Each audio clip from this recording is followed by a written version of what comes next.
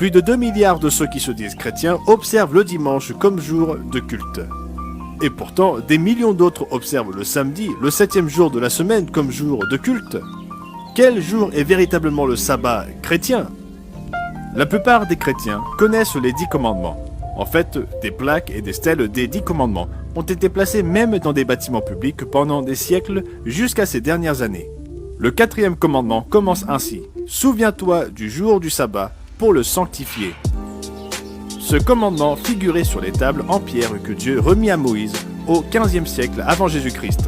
Mais quand Dieu établit-il le sabbat du 7e jour dont il fallait se souvenir?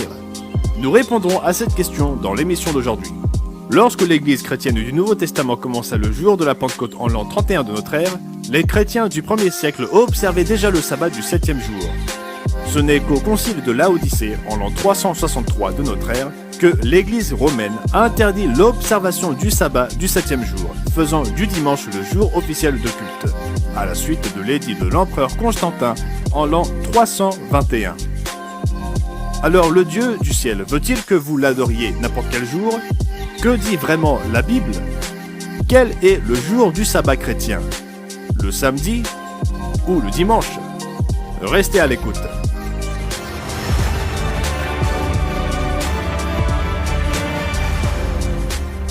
Bienvenue à tous nos amis tout autour du monde. Le monde est secoué par les perturbations, les troubles et les stress prophétisés des temps de la fin. Jésus de Nazareth prédit ces troubles dans la prophétie du mont des Oliviers. Dans Matthieu 24, il déclare au verset 7 « Une nation s'élèvera contre une nation et un royaume contre un royaume. Et il y aura en divers lieux des famines et des tremblements de terre. Tout cela ne sera que le commencement des douleurs. » Mais il fournit également un moyen de faire face à ces tensions lorsqu'il déclara dans Luc chapitre 21 et au verset 19 « Par votre persévérance, vous sauverez vos âmes. » En ces temps agités, beaucoup recherchent la paix en pratiquant leur culte un jour particulier de la semaine. Diverses religions célèbrent des fêtes religieuses ou des jours saints. Les musulmans pratiquent leur culte le vendredi et suivent l'appel à la prière 5 fois par jour. Les juifs du monde entier pratiquent leur culte depuis des milliers d'années le jour du sabbat, qui commence au coucher du soleil le vendredi soir et se poursuit jusqu'au coucher du soleil le samedi. Des centaines de millions d'autres chrétiens se réunissent pour des cultes religieux le dimanche, proclamant que leur jour est le vrai jour de culte. Mais saviez-vous qu'il y a aussi des millions de chrétiens qui gardent le sabbat du 7e jour? Pourquoi observent-ils le samedi comme jour de culte?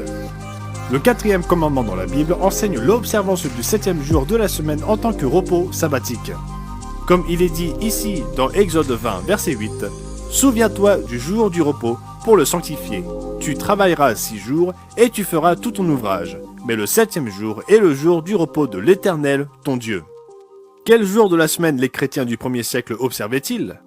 La réponse se trouve ici dans la Bible. Dans l'émission Le Monde de demain, nous vous demandons de ne pas vous contenter de nous croire sur parole, mais de vérifier par vous-même ce que dit réellement la Bible. Les spécialistes de la Bible admettent que l'Église chrétienne du 1er siècle observait le sabbat du 7e jour. Mais beaucoup affirment à tort que c'était uniquement parce qu'ils étaient des chrétiens d'origine juive. Alors les chrétiens d'origine païenne du 1er siècle observaient-ils le dimanche comme jour de culte? Que dit la Bible comme vérité historique? Prenez l'apôtre Paul. Il reçut une formation de pharisien et connaissait fort bien les écritures hébraïques, les livres de l'Ancien Testament. Dans la ville de Thessalonique, Paul prêcha aux Juifs dans la synagogue 3 sabbats de suite. Regardez Acte 17. Remarquez que c'était sa coutume, il prêchait régulièrement le jour du sabbat. Acte chapitre 17 et au verset 2. Paul y entra selon sa coutume. Pendant 3 sabbats, il discuta avec eux, d'après les Écritures, expliquant et établissant que le Christ devait souffrir et ressusciter des morts. Et Jésus, que je vous annonce, disait-il, c'est lui qui est le Christ. Paul prêchait régulièrement aux Juifs le jour du sabbat. Mais s'adressait-il également aux gentils le jour du sabbat? Regardez le chapitre suivant, Acte au chapitre 18. L'apôtre Paul se trouve dans la ville païenne de Corinthe en Grèce. Acte chapitre 18 et au verset 4. Paul discourait dans la synagogue chaque sabbat et il persuadait des Juifs et des Grecs. On pourrait penser que si les chrétiens observaient le dimanche plutôt que le sabbat du 7e jour, l'apôtre Paul pourrait parler aux juifs le samedi et aux païens le dimanche. Est-ce bien ce que dit la Bible? Consultez le chapitre 13 des Actes des Apôtres. Paul se trouvait à Antioche, dans ce qui est actuellement la Turquie. Après le sermon habituel de Paul à la synagogue pour les juifs et les gentils, remarquez ce qui se passa. Actes chapitre 13 et au verset 42. Lorsqu'ils sortirent, on les pria de parler le sabbat suivant sur les mêmes choses. Le jour suivant, le dimanche? Non, les gentils supplièrent Paul de leur prêcher le sabbat suivant.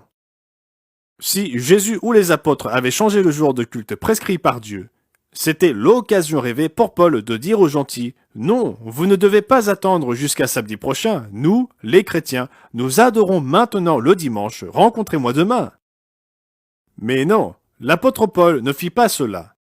Que dit la Bible? Actes chapitre 13 et au verset 44.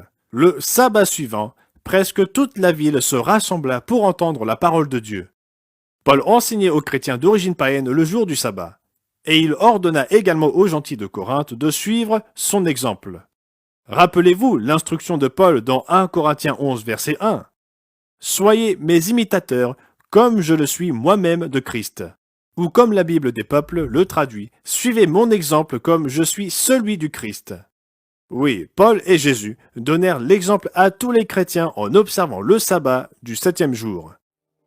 À quelle époque le christianisme traditionnel commença-t-il à observer le dimanche comme le jour de repos au lieu du sabbat? L'encyclopédie catholique sur le sujet du dimanche déclare ceci. Tertullien fut le premier auteur à mentionner expressément le repos du dimanche. Tertullien a écrit « Pour nous, suivant la tradition, le seul jour de la résurrection, nous devons éviter ce geste, l'agenouillement à la prière, comme tout ce qui exprime l'angoisse et la douleur et ce qui est de même nature, pour ne pas donner prise au diable. » L'observance du dimanche n'était même pas mentionnée avant l'an 202 de notre ère. Cependant, de petits groupes de vrais chrétiens continuèrent à observer le sabbat du 7e jour, même après que l'empereur romain Constantin eut imposé le culte du dimanche. Au XVIIe siècle, lorsque les chrétiens sabbatariens ont été persécutés en Angleterre, certains ont cherché la liberté religieuse dans de nouvelles terres, les colonies d'Amérique du Nord. La Charte royale de 1663, accordée par Charles II d'Angleterre, garantissait la liberté de religion à la colonie du Rhode Island. Cette charte peut être vue aujourd'hui dans la maison d'État de Providence, au Rhode Island. Dans la première partie de cette émission, nous avons vu que les chrétiens du 1er siècle observaient le sabbat du 7e jour. Non seulement les chrétiens de racines juives observaient le samedi comme sabbat, mais les chrétiens d'origine païenne aussi. Nous avons également vu que même les premiers observateurs du dimanche n'ont pas pris le contrôle avant le 3e siècle de notre ère. Nous avons également vu que c'est l'empereur romain, et non l'Église originelle, qui imposa le culte du dimanche dans l'Empire. Enfin, le concile de Laodicée déclara le dimanche comme jour de culte pour la religion catholique au 4e siècle de notre ère. N'est-ce pas étonnant? Si le Christ établit le dimanche comme son jour de culte, pourquoi fallut-il plus de 300 ans pour que l'Église déclare officiellement le dimanche comme jour de culte après sa mort et sa résurrection? Malgré les persécutions, les vrais observateurs du sabbat continuèrent à respecter le 4e commandement tout au long des siècles. Lorsqu'ils furent persécutés dans l'Angleterre du XVIIe siècle, certains fuirent pour chercher la liberté religieuse en Amérique du Nord. En 1663, le roi Charles II garantit la liberté de religion dans la colonie du Rhode Island, et les observateurs du sabbat du 7e jour furent les bienvenus. Les archives historiques montrent qu'un certain Stephen Mumford et son épouse arrivèrent à Newport dans le Rhode Island en 1665, en quête de liberté religieuse. Ils furent les premiers chrétiens à observer le sabbat en Amérique. Comme leur congrégation grandissait, ils avaient besoin d'une plus grande salle de réunion. Les sabbatariens bâtirent une grande salle de réunion en 1729. Elle est aujourd'hui conservée par la Société historique de Newport. Si vous vous trouvez un jour à Newport, en Rhode Island, ne manquez pas de visiter ce bâtiment historique. Il est intéressant de noter que la plus ancienne synagogue juive d'Amérique est située juste à côté de la salle de réunion chrétienne du sabbat. Dans la salle de réunion sabbatique de Newport se trouve une chaire surélevée. Derrière la chaire se trouvent 2 grandes stèles sur lesquelles sont inscrits les 10 commandements. Au bas de la deuxième stèle, on peut lire la déclaration directe de l'apôtre Paul dans Romains 3 et au verset 31. Annulons-nous donc la loi par la foi? Loin de là. Au contraire, nous confirmons la loi. Oui, ces chrétiens du Nouveau Testament affirmèrent leur allégeance à la déclaration du Christ. Si tu veux entrer dans la vie, observe les commandements.